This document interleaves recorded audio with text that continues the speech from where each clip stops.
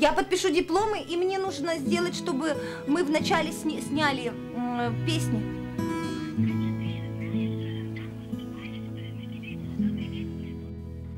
После этого я еще, может быть, раза два в жизни так сильно плакала. Вот один раз во взрослом, мне уже было много-много лет, я уже была совершеннолетней. И я даже тоже поняла, что все, вот когда надо было так посоветоваться, ну где мама, ну я же чувствовала, что вот ее образ, он как-то вот все время где-то здесь, ангел-хранитель. Мне говорили, что мне кто гадал, говорит, твоя мать за тобой наблюдает.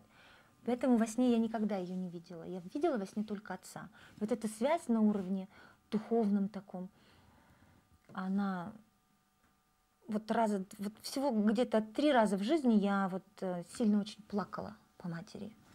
И уже сейчас, бывая на кладбище, вот ставший взрослой, сама мама уже, переживя уже по возрасту своих родителей, я понимаю, что тогда, вот именно, когда я была маленькая, не хочу сказать, что запрограммировалась моя жизнь, но как-то определились основные этапы. И вот это ощущение принадлежности к корням, вот у меня во многом сейчас через кладбище. Потому что у меня сейчас они все на одном месте. Они в Глазове. Мы приходим туда, мы обязательно кушаем, мы обязательно стряпаем, и мы обязательно поем. И это кажется странным другим людям или другим народам, но у удмуртов это же принято было.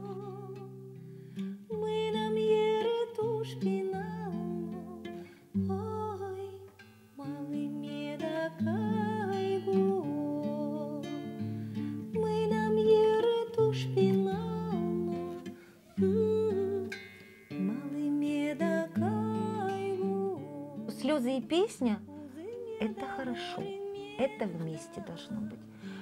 И потом, когда вдруг я стала получать такие отзывы от людей, что говорят, ну плакали, когда ты пела, я поняла, вот, наверное, мои невыплаканные или выплаканные 3 раза за всю жизнь слезы, вот они в творчестве выкристаллизовались.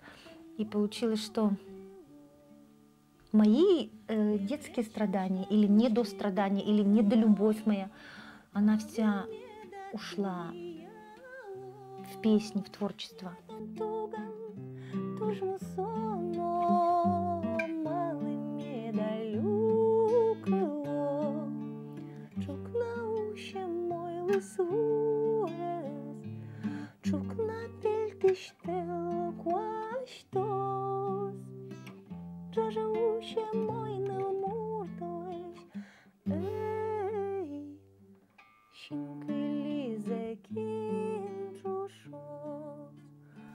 Я думаю, что самый прочный щит, который мне дала жизнь, это мои песни.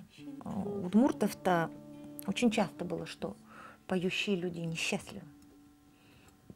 И в этом смысле, наверное, я показатель, образец того, как можно быть очень богатым внутренне, и при этом в бытовом плане или в практическом, скажу, в практическом плане быть очень одиноким и несчастным. Иногда кажется, что я абсолютно одинока, абсолютно несчастна.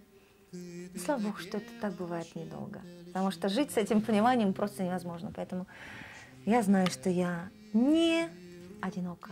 Я знаю, что я трудно, но счастлива.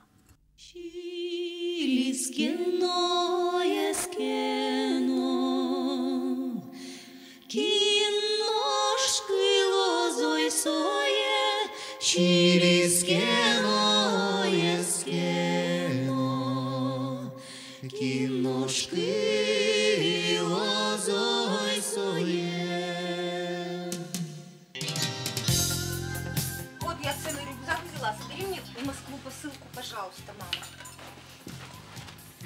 Положи мне сюда пирогов.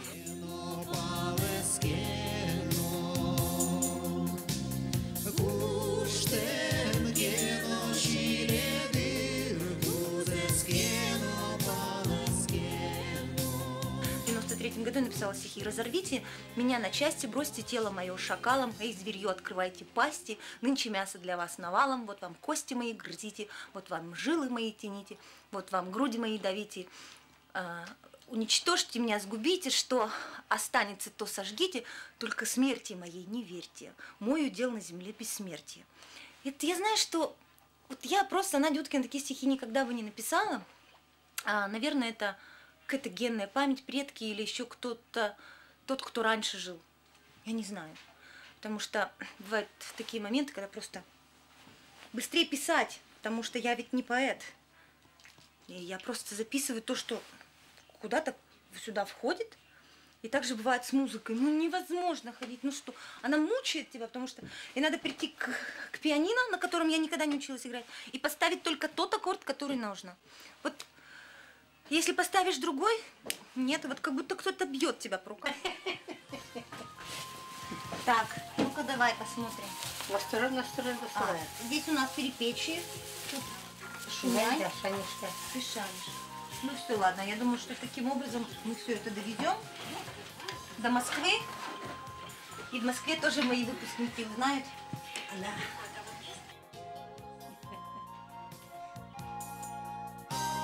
Муська.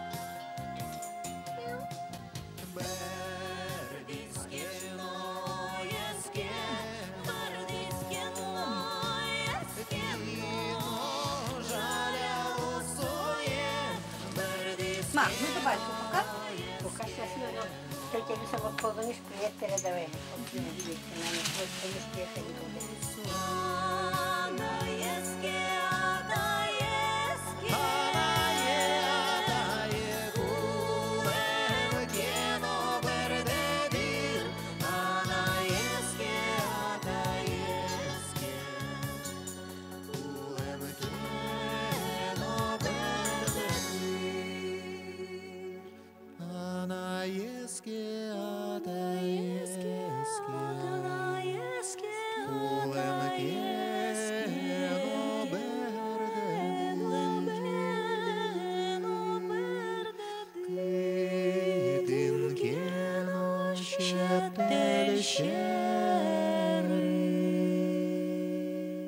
На сцене я работаю телеграфисткой.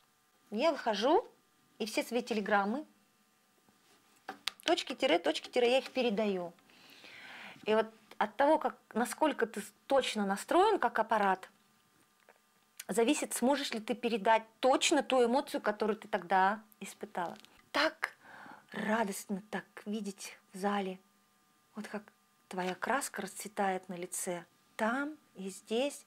И если задумываются, я считаю, очень хорошо.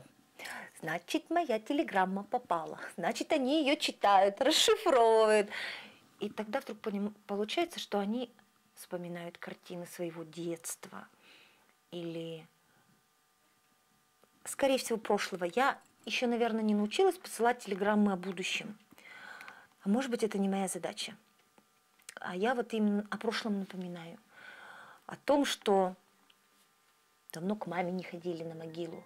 Или о том, что мальчик-то ведь любил в школе-то, а ты вот его не поняла. Я не поняла. Или о том, что вот жена-то вот любить ведь плохо. Или о том, что ребенок-то в доме, какое счастье, даже если отца нет. В общем, такие приходят простые мысли, понятные, и они отзыв находят.